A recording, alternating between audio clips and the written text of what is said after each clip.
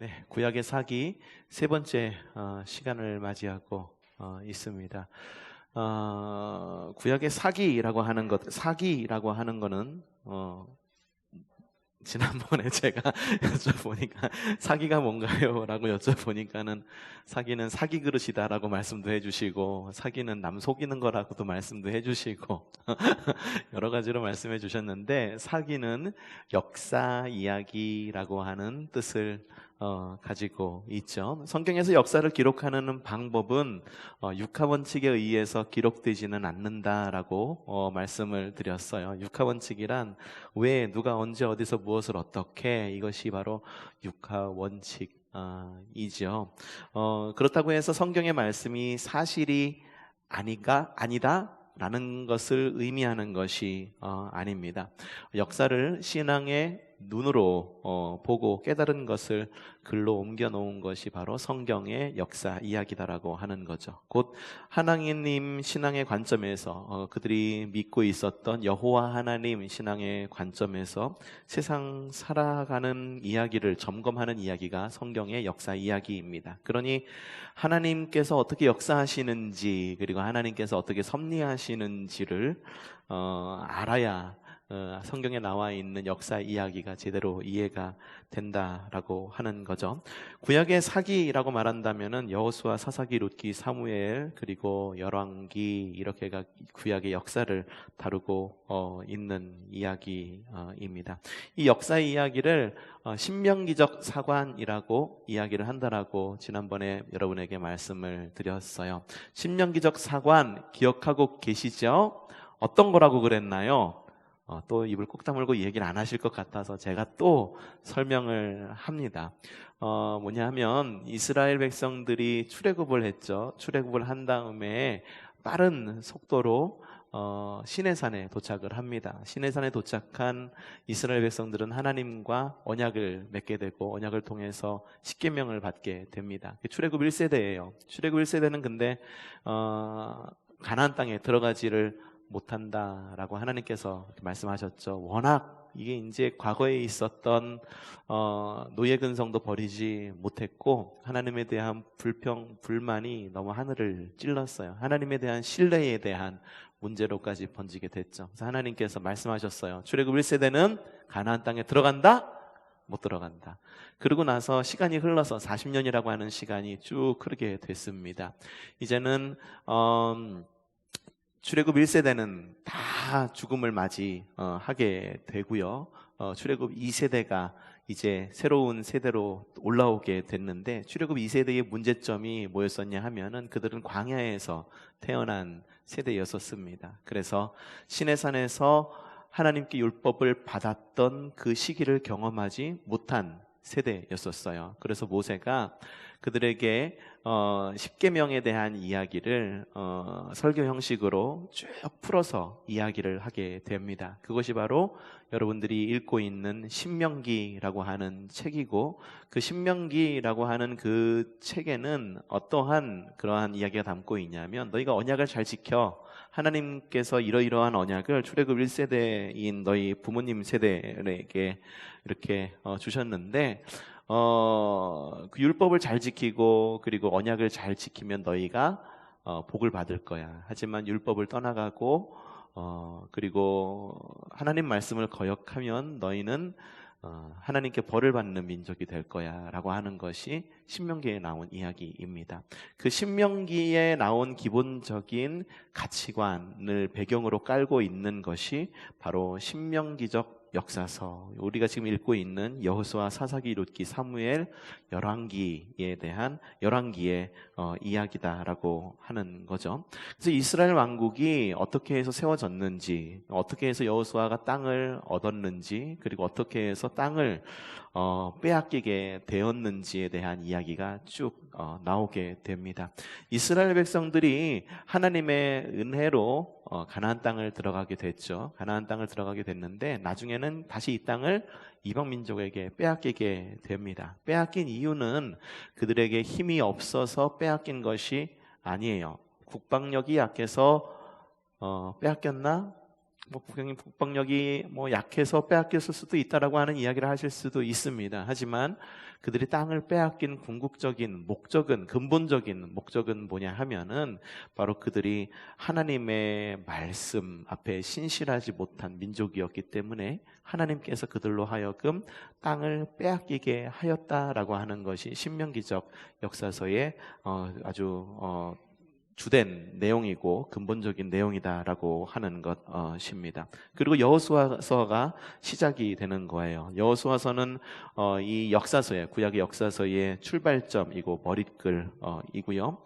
이스라엘의 성공과 실패의 기준에 대해서 확실하게 미리 짚고 넘어갑니다. 그래서 여호수아서에 보면은 뭐 세 가지로 구분된다, 뭐 그런 이야기가 뭐 지난주에 이미 이야기는 했습니다만, 여호수아서를 쭉 읽으면은 참 이해하기 힘든 부분들이 있어요. 하나님께서 모든 그런 안에 있는 민족들을 모두 멸절하라 라고 그렇게 명령을 하죠.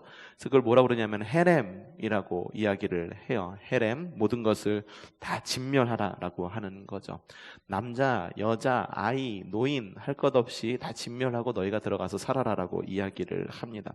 어떤 분들은 이 헤렘이라고 하는 것을 어떻게 하나님이, 사랑의 하나님이 모든 것을 멸절하게끔 그렇게 했는가라고 이야기하시는 분들도 있는데요. 이 헤렘이라고 하는 것은 어떤 의미를 담고 있냐면 하나님 앞에서의 자포자기입니다. 하나님, 난 아무것도 할 수 없습니다.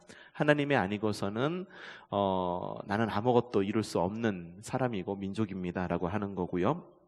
그리고 여호수아가 강조했던 토라를 지켜라, 하나님의 말씀을 지켜라 라고 하는 것의 연장선상입니다. 또한 자신의 힘이 아닌 주님의 힘으로 살아가는 민족이다라고 하는 것에 대한 신앙 고백이 바로 헤렘인다라고 하는 거예요. 여호수아서는 굉장히 확실한 믿음의 고백 기준을 준다라고 이야기를 했죠. 그게 뭐였냐면은 바로 여호수아서 1장 6절에서 8절까지 말씀이었습니다. 6절에서 강하고 담대하라 라고 시작합니다. 강하고 담대하라 라고 시작이 되는데, 그래서 이 말씀을 굉장히 우리 좋아하죠. 그리고 뒤에 나오는 말씀이 강하고 담대하며 두려워하지 말고 놀라지 말라, 내가 어디로 가든지 내 하나님 여호와가 너와 함께 하리라 라고 하는 말 때문에 이 여호수아에 나와 있는 이 기준을 굉장히 좋아합니다. 그런데 이 기준을 정확히 읽어보면 어떤 이야기냐 하면 이겁니다. 주님께서 땅을 차지하게 할 것이다. 너희는 강하고 극히 담대하라. 그런데 조건이 있어요. 뭐냐 하면, 근본적인 조건이 있는데 뭐냐 하면 율법을 다 지켜 행하라. 그리하면 어디로 가든지 형통할 것이다. 율법책을 내 입에서 떠나게 하지 말고 묵상해라 라는 것이 아주 근본적인, 아주 그 근본이다라고 하는 거예요. 그러니까 복 받는 비결, 우리 복 받는 거 좋아하잖아요, 그렇죠? 복 받는 비결이 뭐냐 하면 너희 열심히 살아. 그러면 너희가 땅을 차지하게 될 거야. 너 열심히 해. 그러면 너희가 복 받을 거야 라고 말하는 게 아니라 하나님의 말씀을 지켜 행해. 그럼 하나님께서 너희에게 복을 주실 거야 라고 하는 것이 바로 여호수아에 나와 있는 신명기적 사관이다라고 이야기를 하고 있는 거죠.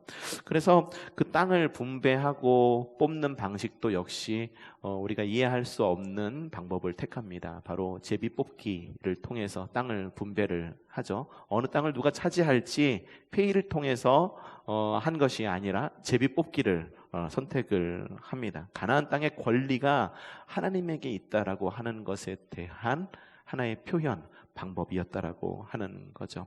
그리고 언약을 갱신하고, 그리고 이제 이스라엘 민족들이 여호수아의 다짐에 이어서 백성들도 다짐하는 모습들이 나오면서 여호수아가 끝내게 됩니다.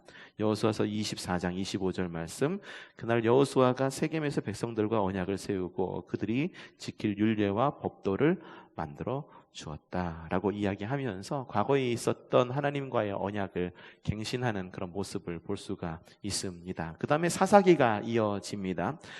사사기를 읽는 시각은 두 개가 있다라고 말씀을 드렸죠.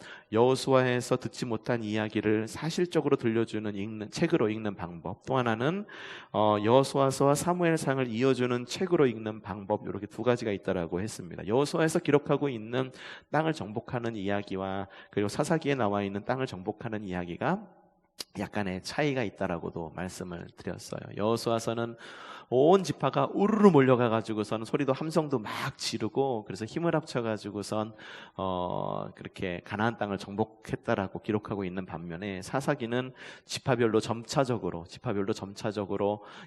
이 가나안 땅을 정복해 나가고 있는 모습을 그리고 있습니다. 그래서 여호수아서에서의 이스라엘 백성들은 정복자의 모습을 갖고 있는 반면에 사사기에 나와 있는 이 이스라엘 민족은 이주자의 모습을 가지고 있어요. 그리고 여호수아서는 굉장히 땅을 정복하는 데 있어서 낙관적으로 그리고 있는 반면에 사사기는 굉장히 비관적으로 그리고 있습니다. 하나님께서 너희에게 땅을 주셨는데, 이스라엘 백성들에게 땅을 주셨는데 그 땅을 정복하는 그런 과정들이 아직까지도 이방 민족이 가지고 있는 땅이 있고 정복하지 못한 땅이 있고 그 땅에서는 살아가야겠고 그 땅을 살아가는데 하나님의 말씀 따라 살아가야 되겠고 여러 가지 숙제들이 주어져 있는 그것이 바로 사사기에 있는 그런 말씀입니다. 근데 이 사사기에 나와 있는 이 말씀 역시 앞에서 이야기했듯이 굉장히 비관적이다라고 이야기했는데, 이게 사사기에 나와 있는 이 이스라엘 민족의 그런 모습을 보면 이스라엘 민족은 구원이 필요한 백성이다라고 하는 그런 것이 처음부터 끝까지 쭉 나와 있어요. 왜 그러느냐?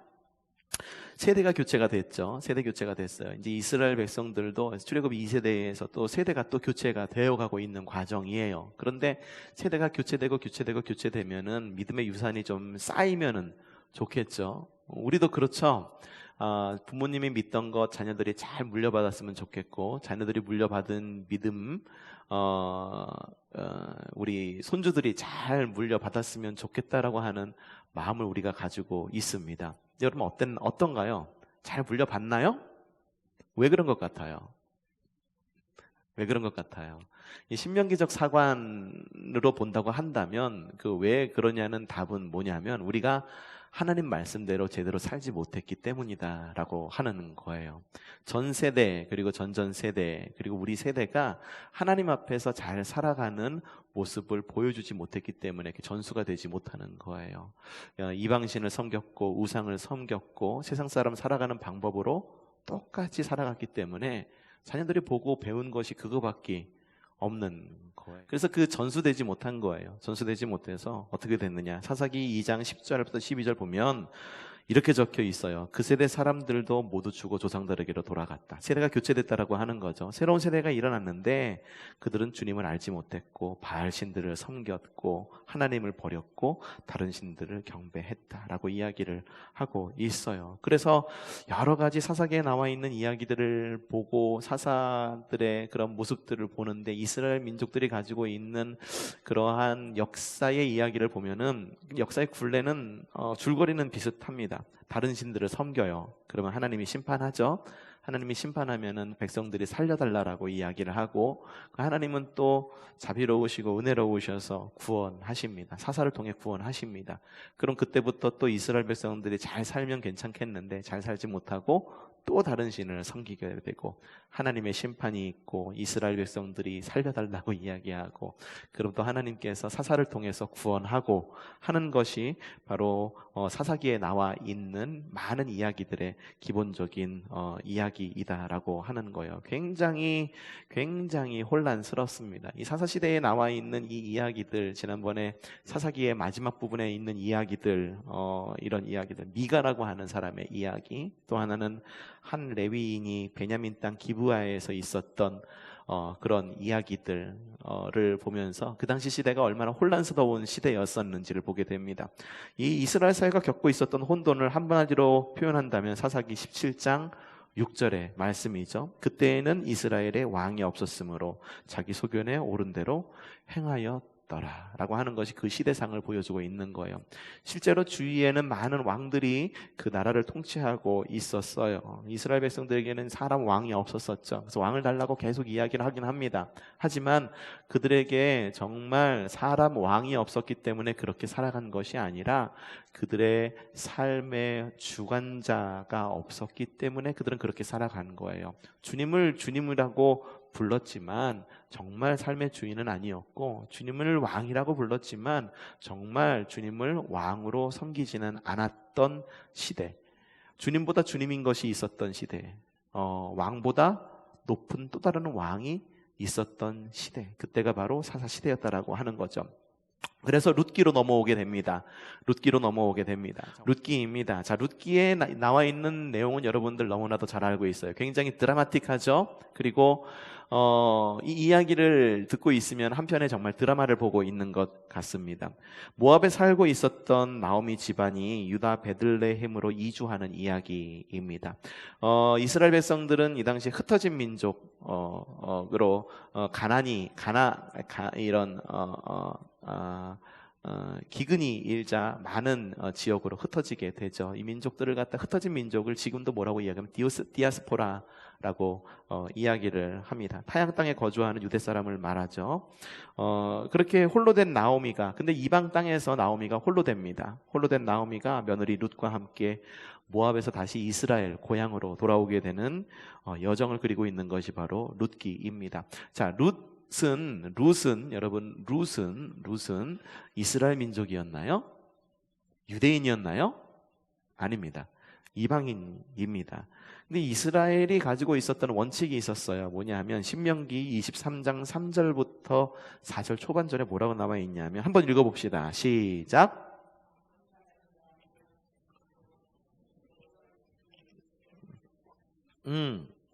암몬과 모압 사람은 여호와의 총회에 들어오지 못한다라고 이야기를 하고 있어요. 뭐냐면은 우리 민족으로 받아들이지 못해라고 하는 겁니다. 그랬는데 이 룻은 어느 민족이었을까요? 모압 여인이었었어요. 암몬과 모압은 총회에 들어오지 못하는데 이 룻이 모압 여인이에요. 전반적인 줄거리를, 성경의 줄거리를 보고 신명기적 사관에서 이걸 봤을 때 갑자기 뭔가 하나 삐끄덕하는 느낌이 드는 거예요. 신명기적 사관 뭡니까? 하나님 말씀을 잘 들어, 율법을 잘 지켜, 그리고 율례를 잘 지켜, 하나님과의 언약을 잘 지켜. 그럼 너희가 복을 받을 거야. 그리고 지키지 않으면 너희가 도태될 거야 라고 하는 것이 신명기적 사관인데, 룻기에 들어서면서 룻기 이야기는 굉장히 아름다운 이야기임에도 불구하고 갑자기 신명기적 사관이 삐끄덕거리는 것처럼 보이게 됩니다. 마치 하나님께서 이 이스라엘 민족들이 더 이상 하나님 말씀을 살지 않는 것을 보고 이 사사시대를 이렇게 거치면서 하나님 없이 살아가는, 왕이 없었으니 라고 하는 어떤 왕이 없는 민족으로 살아가는 것을 보고선 마치 다른 곳에서 구원을 찾고자 하는 주님의 모습으로 보여지기도 하는 굉장히 무시무시한 이야기로 보여지기도 합니다. 마치 이런 것과 같은 거예요. 뭐냐면, 야, 너희 초성교회에 모여서 신앙생활 잘해. 말씀만 따르고 주님은 주님으로 모시고 주님을 왕으로 모시는 삶을 살아가라고 그랬는데, 여러분의 삶을 돌아보니까 어때요? 잘 살아가나요, 그렇게? 예, 잘 살아가면 좋겠지만 걸려면 걸리지 않는 것들이 하나씩은, 걸리는 것들이 하나씩은 꼭 있어요. 그렇죠? 그러다 보니까는 마치 우리에게 벌을 주시는 것 같아. 그래서 초성교회, 어떡하니? 너희 왕이 없는 세대를 살아가고 있구나. 너희 신앙 전수도 제대로 못 해주고 있구나. 라고 그러면서 하나님이 마치 안 되겠다. 너희 초성교회 말고 학담에 있는 너희가 그렇게 극도로 미워하고 싫어하던 모압과 암몬이라고 하는 또 다른 비그리스도인을 통해 가지고 이 땅을 이어가야겠다. 너희의 약속을 이어갈 거야 라고 하나님이 어느 순간에 이야기를 해버리는 거예요. 근데 그 이야기가 듣기에는 굉장히 아름다운 이야기로 들리는데 그 표현된 거는 그렇게 된다라고, 어떤 믿는 자들에 대한 징계, 이스라엘 백성들에 대한 징계로 보여진다라고 하는 거죠. 자, 여러분의 마음은 어떨 것 같아요? 우리들의 마음은 어떨 것 같습니까? 아무리 그래도 그렇지 하나님이 어떻게 우리를 버릴 수가 있어? 우린 그래도 그리스도인이고 저들은 비그리스도인이잖아. 근데 어떻게 우리를 버릴 수 있지? 라고 하는 생각을 가질 수가 있게 되는 거죠. 룻기는 굉장히 아름다운 이야기예요. 아름다운 이야기고 하나님께서 하나님의 언약의 백성을 세워가는 모습을 보여주고 있는데, 갑자기 모압 여인이 갑자기 훅하니 끼어듭니다. 이거를 갖다가 우리가 봤을 때 아름다운 이야기지만 유대인의 입장으로 봤을 때는 이 이야기는 굉장히 충격적인 이야기예요. 총애에도 들지 못하는 모압과 암몬 사람, 그 가운데 모압 여인이 이스라엘의 엄청난 그런 국모가 되는 그러한 이야기를 담고 있는 이야기이기 때문입니다. 그런 이야기를 담고 있어요. 그래가지고 근데 이 룻이 굉장히 엄청나죠. 다윗의 증조모, 그렇죠? 다윗의 증조모. 다윗의 증조모가 맞나요? 이세의 증조모인가요? 한번 저도 찾아봐야 되겠는데 왜 또 이렇게 요즘에 또 깜빡깜빡하는지가 됩니다. 그래서 다윗의 혈통을 이어가는 것이 룻의 이야기인 거죠. 그 다음에 사무엘서로 넘어옵니다. 사무엘서는 원래 한 권이었었어요. 원래 한 권이었었는데 두 권으로 나뉘어졌습니다. 처음엔 엘리 이야기로 시작해요. 엘리 이야기로 시작해서 다윗이 등장하고 사울과 요나단의 죽음까지 기록되고 있고 사울의 실패를 기록하고 있습니다. 사무엘 하에는요, 다윗의 정적들에 몰락하고 다윗이 왕위에 올라가는 다윗의 성공의 이야기를 담고 있어요. 사무엘 상은 사울의 실패, 그리고 사무엘 하는 다윗의 성공 이야기를 담고 있는 것이죠. 사무엘서 역시 신명기적 역사관에 아주 충실하게 기록되고 있습니다. 사무엘상 2장 30절에 보면 이렇게 적혀 있어요. 중반에 내가 나를 존중하는 사람만 존중하고 나를 경멸하는 자들은 수치를 당하게 할 것이다. 나 주의 말이다. 굉장히 무서운 말이죠. 하나님을 섬기는 자들은 존중할 것이지만 하나님을 순종하지 못하는, 아니하는 사람들은 수치를 당할 거다라고 하는 이야기를 담고 있기 때문입니다. 자, 신명기적 역사관, 하나님을 존중하는 사람은 존중하고 하나님을 경멸하는 사람은 수치를 당하게 할 것이다. 계속해서 이어가고 있다라고 하는 이야기이죠. 자, 사무엘상은 세 부분으로 구분될 수 있어요. 첫 번째는 1장부터 7장, 두 번째는 8장부터 15장, 세 번째는 16장부터 31장까지 말씀으로 나오고 있는데, 첫 번째 1장부터 7장은 엘리 제사장 시대가 몰락하고 있는 모습을 볼 수가 있어요. 당시 시대적 배경으로는 블레셋이라고 하는 민족이 이스라엘 백성들을 엄청나게 괴롭히고 있었던 시대입니다. 엘리 제사장의 사람들이 이 블레셋과의 전투에서 이기고 싶었던 거예요. 그래서 뭘 들고 나갔나요? 법궤를 들고 출정을 하게 됩니다. 언약궤를 들고 전쟁에 나갔는데, 언약궤를 들고 나갔으면 하나님이 야, 그래 너희 신통방통하다 이기게 해줄게 해서 이기게 해주셨으면 좋겠는데, 전쟁에서 이겼나요? 졌습니다. 전쟁에서 지고 언약궤마저도, 법궤마저도 빼앗기게 되게 됩니다. 그 가운데에 사울의 통치가 나오게 됩니다. 그 8장부터 15장 두 번째 이야기가 나오는데, 사울의 이야기가 나오는데, 이 사울의 이야기는 굉장히 성공지향적인 어떤 그런 모습으로 그려지고 있어요. 군주, 이 말한 말이 딱 맞아요. 성공지향적인 군주의 길을 그려놓고 있는 것이 사울의 스토리를 담고 있는 이야기고, 16장부터 31장까지는 다윗의 순환사를 그리고 있어요. 다윗은 영웅이 됩니다. 영웅이 돼요. 영웅이 되는 이야기 다 알고 계실 겁니다. 다윗이 골리앗을 무찔르죠. 골리앗을 무찔러서 영웅이 되지만 도망자가 돼요. 도망자가 돼서 다윗은 일찌감치 왕위를 물려받을 줄 알았는데 30살이 훌쩍 넘어서야 왕위를 이어받게 됩니다. 그동안은 계속 도망자 삶을 살았던 거예요. 그 다음에 사무엘 하로 넘어옵니다. 사무엘 하는 다윗의 이야기를 쭉 그리고 있는데, 전반부의 이야기, 세 부분으로 나눴을 때 전반부의 이야기는 1장부터 8장까지는 이제 헤브론의 왕에서 이스라엘의 왕으로 올라가는 이야기를 담고 있어요. 사울의 시대가 몰락합니다. 그래서 사울이 자기 아들을 왕위에 앉혔는데, 하나님께서는 그 사울의 그 아들을 이스라엘의 왕으로 대권 주자로 이어가시지 않고 다윗을 사용하기로 하셨죠. 그래서 다윗을 헤브론의 왕으로 먼저 세우게 됩니다. 헤브론이라고 하는 작은 이 장소를 먼저 왕으로 세우게 돼요. 우리 이렇게 세우게 되는 데 있어서 이 다윗이 도망자 시절이 있었다라고 하는 건 여러분들 들어보셨을 거예요. 그래서 신학자들이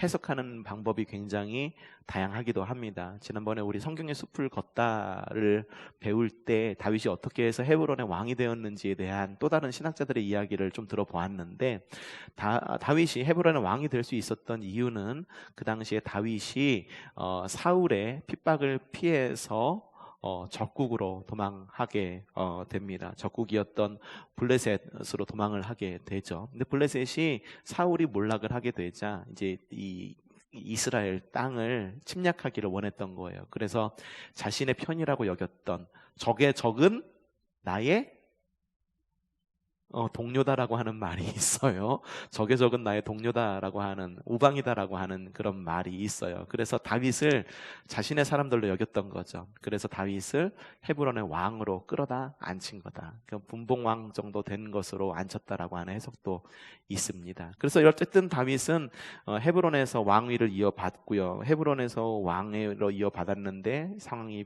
급변을 하고 그래서 이스라엘의 왕까지 오르게 됩니다. 그런 과정 가운데에서 유다 변방에 있었던 법궤를 다시 예루살렘으로 가져오게 되고 예루살렘이 정치, 경제, 사회, 국방, 신앙의 중심지로 성장을 하게 됩니다. 그러니까 신앙 안에서 이런 일치를 이룬 거예요. 정치든 경제든 사회든 뭐 국방이든 이런 것이 신앙 안에서 하나를 일치를 이루게 된 것이죠. 그런 다음에 블레셋, 모압, 소바, 아람, 암몬, 아말렉, 에돔 같은 이방 민족들의 땅을 정벌을 하게 되는데 9장부터 20장까지는 다윗 왕국의 소요와 시련이 이어지고 있는 것을 볼 수가 있어요. 그냥 끝까지 잘 살았다라고 하는 이야기를 보여주면 좋겠지만 다윗 왕조도 역시 흔들리게 됩니다. 그 시작이 뭐였냐면 밧세바를 범하는 이야기부터 시작이 되죠. 그리고 암논이 다말을 범하고 압살롬이 다윗에게 반란을 일으키고 굉장히 많은 혼란을 겪었던 다윗의 모습을 볼 수가 있죠. 그런데 21장부터 24장까지는 이 다윗이 그렇게 어려움을 겪었음에도 불구하고 다윗이 하나님 앞에서 얼마나 올곧은 사람이었는지를 갖다가 또 계속해서 또 이야기를 하고 있었어요. 다윗이 그 시기를 버틸 수 있었던 이유, 이 자녀들이 다 흩어지고 자기들끼리 서로 죽이고 큰아들이라고 하는 녀석이 왕위를 빼앗으려고 이렇게 나서가지고 배반을 일으키고 막 그런 시기에서 버틸 수 있었던 것은 다윗과 함께 했었던 용사들이 있었기 때문이다라고 기록하고 있고요. 또한 주님은 나의 온전한 피난처이시다라고 하는 그런 믿음의 고백이 있었기 때문에 버틸 수 있었다라고 사무엘하는 이야기하고 있습니다. 사무엘하 22장 3절 한번 읽어보죠. 시작. 나의 하나님,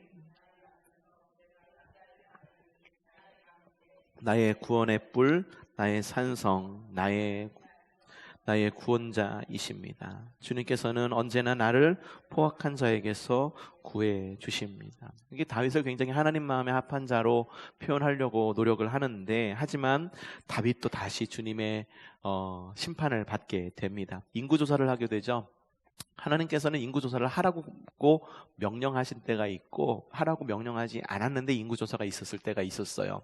다윗의 시대가 바로 그런 때였었어요. 인구조사를 하나님이 명령을 하시진 않았어요. 그런데 다윗이 인구조사를 하게 됩니다. 인구조사를 하는 이유는 출애굽을 해서 첫 번째 출애굽 1세대가 이제 광야로 나가게 되니까는 군사를 조직하기 위해서 했던 첫 번째 하나님이 명령해서 하셨던 첫 번째 민수, 그러니까 백성을 계수했던 것도 아니고 출애굽 2세대 때 땅을 분배하기 위해 가지고 계수했던 것도 아니고 다윗이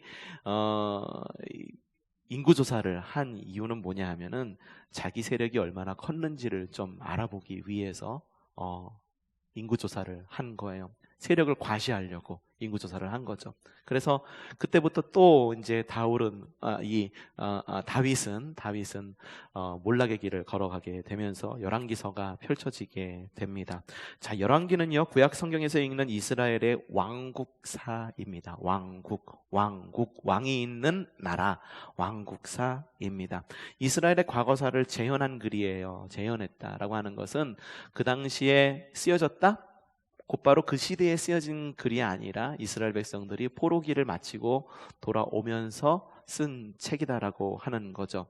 어디에 기본을 두고 있느냐? 왕의 실록, 이스라엘 왕 역사시략, 뭐 유다 왕 역세 지략 이런 그런 사초들이 있었습니다. 이게 기록들이 있었어요. 조그만 단편들이 있었다 그러고 역사를 기록하는 사람들의 그런 기록들을 갖다가 모아서 사람의 역사를 통해 하나님의 역사를 꿰뚫어 보고 있는 것이 바로 열왕기서입니다.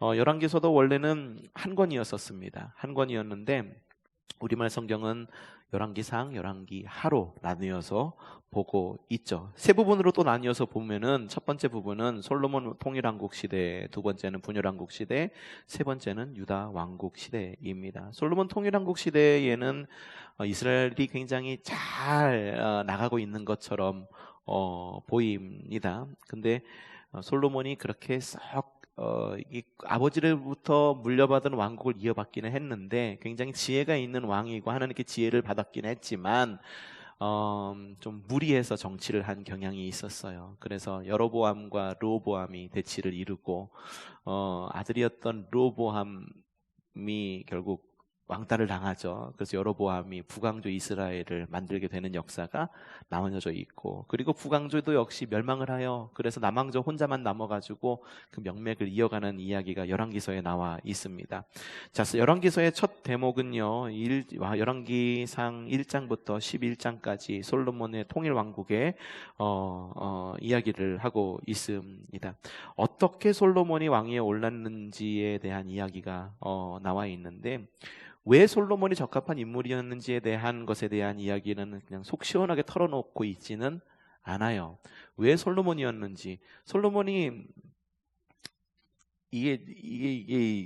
이 솔로몬이 오를 수 있었던 이유에 대해서는 나와 있지가 않고, 대신 어떻게 해서 왕위에 올랐는지에 대한 이야기가 나와 있고, 대신 어떻게 처신해야 되는지에 대해서 역시 나와 있는데, 이것도 역시 신명기적 사관의 바탕을 두어서 이렇게 나와 있어요. 그래서 세 번역으로 읽었는데, 세 번으로 읽을 건데, 열왕기상 2장 1절부터 3절 말씀. 다윗은 세상을 떠날 날이 가까워서 아들 솔로몬에게 유언했다. 너는 굳세고 장부다워야 한다. 하나님의 명령을 지키고 모세의 율법에 기록된 대로 하나님께서 지시하는 길을 걷고 주님의 법률과 계명, 주님의 율례와 증거의 말씀을 지켜라. 그리하면 내가 무엇을 하든지 어디를 가든지 모든 일이 형통할 것이다 라고 하는 신명기적 사관의 바탕을 두어서 열왕기서를 기록하고 있습니다. 근데 솔로몬의 통치에는 명암이 있습니다. 밝은 부분이 있다고 하면은 어두운 부분도 함께 있었습니다. 솔로몬 성전 굉장히 열왕기서에는 긍정적으로 기록하고 있죠. 5장부터 8장까지 굉장히 긍정적으로 기록하고 있지만, 그것으로 인해 갖고선 심한 노역이 있었고, 그리고 그 노역으로 인해서 백성들이 불만이 커지고 있었습니다. 이 노역을 대표하고 있었던 사람, 총괄하고 있었던 사람이 바로 여로보암이었어요. 여로보암이었는데 이제 결국은 분열왕국 시대로 접어들게 되죠. 분열왕국 시대에 대한 이야기는 열왕기상 12장부터 열왕기하 17장까지 기록되어 있는데, 이곳의 분열왕국 시대에 대한 이야기는 왜 이스라엘 백성들이 멸망했는가에 대한 질문을 계속해서 던지고 있어요. 앞서도 이야기했지만 모든 솔로몬의 어떤 건축과 이런 토목을 맡고 있었던 여로보암이 솔로몬에게 찾아오게 되죠. 찾아와서 너무 심합니다. 왕이시여 좀 줄여주세요 라고 말했는데, 솔로몬에 찾아오지 않고 르호보암에게, 솔로몬의 아들이었던 르호보암에게 찾아왔는데, 르호보암이 여로보암의 말을 듣지 않고 자신들의 친한 친구들의 이야기를 듣고 더 심한 노역을 하게 되고 더 압박을 하게 됩니다. 그러니까는 여로보암이 안 되겠다 싶어가지고 막강한 그런 거의 모든 지파의 연합을 이루어서 북쪽으로 도망을 가버려요. 그래서 그곳 가운데에서 자신의 왕국을 세우게 됩니다. 남유다의 남은 이제 이스라엘 남쪽에 남은 이스라엘 민족은 유다 지파 그리고 베냐민 지파, 여기 두 지파만 남아있고 나머지 10개 지파는 여로보암의 말을 듣고 북쪽으로 가서 북왕조를 이루게 됩니다. 그래서 이스라엘이라는 국호를 가져가 버렸어요. 그렇죠? 원래는 통일 이스라엘 민족이었었는데, 통일 이스라엘 민족이 아니라 북이스라엘, 남유다 국호까지도 가져가 버린 거예요. 그래가지고 남쪽에는 유다 민족과 베냐민 지파만 남아있게 될 수밖에 없었다라고 하는 거죠. 하지만 종교적으로는 남유다를 따라올 수가 없었어요. 왜냐하면 남유다에 성전이 있었기 때문이죠. 여로보암의 뒤를 이은 왕국의 제왕들은 여로보암의 길을 따라갑니다. 성경에는 정말 여로보암의 길을 따라갔더라라고 하고 계속 이야기를 하고 있어요. 여로보암의 길을 따라갔다라고 하는 것은 바알 종교를 섬겼다라고 하는 겁니다. 하나님을 섬기는 왕이 한 명도 없었다라고 하는 거죠. 이 남북 왕조를 같은 기간에 기록하고 있는데 북왕조에 있는 왕들이 훨씬 더 많아요. 그러니까 왕위 쟁탈전이 엄청나게 많이 있었어요. 왕이 힘이 없으면은 장군이 나서서 쿠데타를 일으켜갖고 왕위를 빼앗고 자신의 아들을 앉히고 막 그런 일들이 북왕조에 있었습니다. 오므리 왕조에 들어섰어요. 오므리 왕조에 들어서서 이런 정치적 혼돈이 굉장히 잦아들게 됩니다. 정세가 안정이 돼요. 여리고 성도 재건축하게 됩니다. 좋죠. 하지만 정세가 안정되었지만 혼돈의 절정을 맞이하게 됩니다. 하나로 묶었던 것이 주님의 이름으로 하나로 묶었으면 얼마나 좋겠습니까? 이스라엘이라고 하는 그 이름에 걸맞게 하나님을 섬기는 민족으로 하나로 묶었으면 얼마나 좋겠어요. 그런데 이스라엘이라고 하는 그 나라의 이름에 걸맞지 않게 이방 종교로 하나로 묶습니다. 그래서 아합, 이세벨 이러한 왕과 그리고 왕비들이 나타나서 이제 바알 종교가 완전히 본격적으로 완전히 깊숙하게 뿌리 내리게 되는 거죠. 자, 여러분에게 한번 묻겠어요. 우리나라가 좀 경제가 안정됐으면 좋겠죠. 정치적으로도 안정됐으면 좋겠죠. 어떤 사람이 와서 어떻게 다스리든지 상관이 없이 그냥 경제가 안정되고 정치가 안정됐으면 좋겠어요? 그러면 안 되는 거예요. 그러면 안 되는 거예요.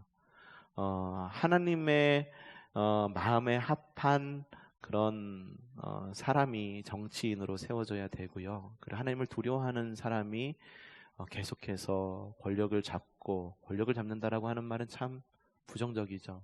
취소하겠습니다. 권력을 잡는다는 말은 취소하고 좀 그런 사람들이 좀 일어났으면 좋겠어요. 하나님을 두려워하는 사람들이 일어나서 정말로 대한민국이 좀 잘 세워 나갈 수 있는 그런 사람이 좀 세워졌으면 좋겠어요. 다른 사람의 이야기를 들어가지고 다른 사람의 이야기 들어서 어떤 정치가 사조직이 되는 것도 아니고 어떤 정치가 어떤 특정한 사람에 의해서 굉장히 좀 부정적으로 흘러가는 그런 것이 아니라 좀 하나님을 두려워할 줄 아는 사람. 하나님이라고 하는 것은 특정 종교를 말하는 것이 아니에요.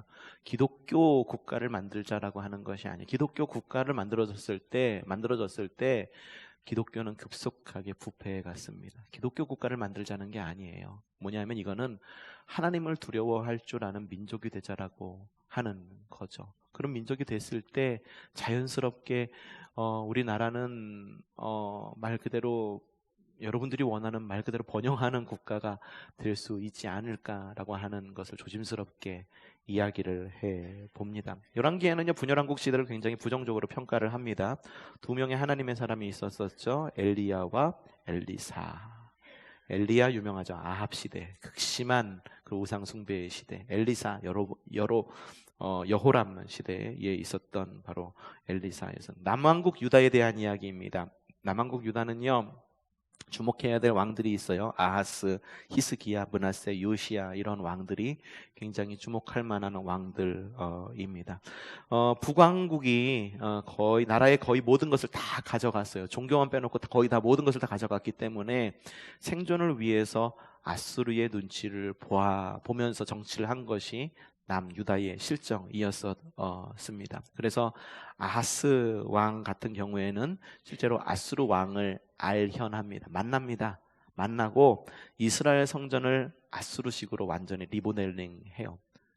리모델링을 합니다. 아수르의 이방 신전처럼 리모델링을 하게 돼요. 근데 그 가운데 나타난 것이 히스기야 왕이죠. 히스기야 왕이 바알 산당을 부수고 여호와 신앙을 회복을 외칩니다. 그러자 아수르가 곱게 보이겠습니까? 여태까지 아수르 큰 나라를 섬겼던 나라가 큰 나라를 이제 벗어나서 하나님을 섬기는 나라로 가겠다라고 선포하니까 어떻게 했냐면 이 아수르가 남유다를 공격을 합니다. 그래서 전란에 휩싸이게 됩니다. 전란에 휩싸이게 되는 그런 역사가 굉장히 가슴 아픈 역사가 이뤄지게 돼요. 문하세는 아버지와는 반대의 길로 갔고요. 요시야는 문하세의 손자였는데 다시 종교개혁 모드로 남유다가 돌아서게 됩니다. 그래도 남유다는 북이스라엘과는 다르게 올곧게 하나님의 말씀을 어기는 그런 나라로만 살아간 것이 아니라 하나님의 말씀을 따르고자 하는 왕들이 중간중간 끼어 있어요. 유명한 것이 요시야 왕이었었죠. 요시야 왕은 성전을 수리하다가 말씀 두루마기를 하나를 발견하게 됩니다. 여러 신학자들이 이것이 바로 신명기 두루마리였을 것이다라고 이렇게 추측을 해보죠. 자, 신명기가 어떤 이야기가 담겨 있다라고 그랬죠. 다시 한번 묻겠습니다. 신명기. 이제 십계명에 대한 재해석 이라고 말씀을 드렸어요. 십계명을 풀이한 것이 신명기다라고 보면 돼요. 신명기는 하나님을 따르면, 하나님을 믿으면 복을 받고, 하나님을 믿지 않으면 저주를 받는다라고 하는 내용이 담겨 있는 것 신명기. 십계명의 해설책이다라고 봐도 큰 무리가 없을 거다라고 말씀을 이렇게 드렸었죠. 이 신명기 두루마리를 발견하게 됩니다. 그래서 우상, 신상, 주상, 신당들을 갖다가 척결을 하고 유월절을 지키도록 명령을 합니다. 이 시대에 하나님께서 그들과 함께 해 주셨는지 주셨어요. 그렇기 때문에 아수르가 멸망을 했겠죠. 이 시대에 아수르가 멸망을 합니다. 유다를 그렇게 괴롭혔던 아수르가 멸망을 하는데 아수르가 멸망했다라고 해서 끝인가? 그게 아니에요. 바벨론이 또 다른 신흥 왕국으로 부상을 하게 되죠. 요시야가 죽습니다. 종교개혁을 했던 요시야가 죽습니다. 그 이후로 유다 왕국은 급속도로 쇠약해지게 됩니다. 그래서 이제 쇠약해져서 유대 왕국의 멸망을 그리고 있는 것이 열왕기 이야기인데, 하지만 열왕기의 끝은 유다의 멸망으로 그 결말을 맺지는 않습니다. 마지막에 여러분 그 유인물에 나와 있는 거죠. 열왕기하 25장 27절 말씀 함께 읽어보죠. 시작. 여호야긴 왕이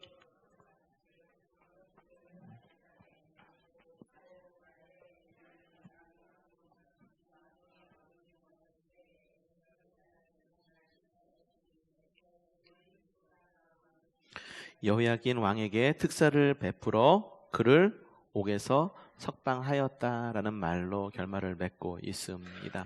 자, 열왕기서의 의도는 뭐냐 하면 하나님의 심판을 보여주기 위한 것으로 마치어지지 않고 하나님께서 얼마나 끝까지 인내하고 계신지를 보여주면서 끝을 맺고 있는 거예요. 하나님이 얼마나 끈질기게 이스라엘 백성들을 갖다가 이렇게 심판을 하기 원했느냐를 이야기한 것이 아니라, 그럼에도 불구하고 하나님께서는 그들이 포로로 잡혀갔음에도 불구하고 여호야긴 왕이 특사를 베풀어 가지고선 옥을에서 석방하는 이야기로 끝을 맺고 있다라고 하는 거죠. 그러니까 오래 참으시는 하나님, 그럼에도 불구하고 계속해서 참으시고 품으시는 하나님의 신실하심에 대한 이야기. 그러니까 신명기적 역사서라고 해가지고 이스라엘 백성들이 계속해서 하나님을 떠나갔고 하나님의 저주가 있고 하나님의 벌이 있었음에도 불구하고 신명기적 역사서에 나와 있는 결말적인 이야기는 뭐냐 하면은 바로 그거예요. 그럼에도 불구하고 하나님은 오래 참으셨다. 그리고 지금도 오래 참고 계신다. 하나님이 지금의 시대에 바로 오시면은 얼마나 좋겠습니까? 하나님의 나라가 저는 빨리 완성되었으면 좋겠어요. 주님 빨리 오셔가지고 모든 것을 좀 평정했으면 좋겠어요. 그래서 모든 질서를 좀 완전히 새롭게, 하나님의 나라가 완전히 완성되었으면 좋겠다라는 말이 좀 생각이 들기도 합니다. 근데 주님은 지금도 오래 참고 계시는 거예요. 언제까지? 옛날에 그런 노래가 있었죠. 세상 모든 민족이 구원을 얻기까지 쉬지 않으시는 하나님, 그런 찬양이 있었어요. 굉장히 오래된 찬양이죠. 근데 이 찬양 가운데 나와 있는 하나님은 뭐냐 하면 세상 모든 민족이 구원을 얻기까지 쉬지 않으시고 지금까지도 일하시고 쉬지 않으시고 모든 민족이 구원을 받기까지 기다리시는 하나님, 바로 그 하나님에 대한 이야기를 담고 있는 것입니다. 주님께서 지금 바로 오시지 않으시는 이유는 뭐냐면 모든 민족이 구원을 얻기까지를 기다리고, 그리고 우리가 좀 잘 믿기까지를 좀 참고 기다리시는 것이라는 생각이 듭니다. 여러분 신앙생활 잘하고 계시죠? 네, 우리 좀 더 신앙생활 잘하셔서 우리의 신앙생활이라고 하는 어떤 우리의 하나의 행위가 우리를 구원하는 것은 아니에요. 하지만 우리가 정말 주님을 잘 믿는다라고 말하면은 주님을 잘 믿는 삶의 모습도 역시 뒷받침이 되어져야 된다라는 것입니다. 여러분 그렇게 하나님의 나라 잘 살아가시기를 바라고 주님을 주님으로 모시고 주님을 왕으로 모시는 우리의 삶이 되었으면 좋겠습니다. 그런 삶이 되시기를 바라면서 오늘의 강의를 여기서 마치도록 하겠습니다. 혹시 궁금하신 점 있으신가요? 예, 3주에 걸쳐서 우리 이렇게 구약의 사기를 보았는데 정말 앞서서 첫 시간 시작하면서 사기가 뭐냐고 물었을 때에 사기 그릇을 이야기하시고 남 속이는 거 이야기하셨듯이 우리는 하나님 앞에서 좀 사기 좀 그만 쳤으면 좋겠어요. 하나님이 우리한테 사기 치시진 않으시잖아요. 근데 우리는 언제나 하나님 앞에서 좀 사기를 좀 치는 것 같아요. 그러니까는 우리 좀 사기치지 말고 하나님 앞에서 좀 신실한 하나님의 백성으로 승리하시기를 주님의 이름으로 축복합니다. 기도합시다. 하나님 감사합니다. 은혜 가운데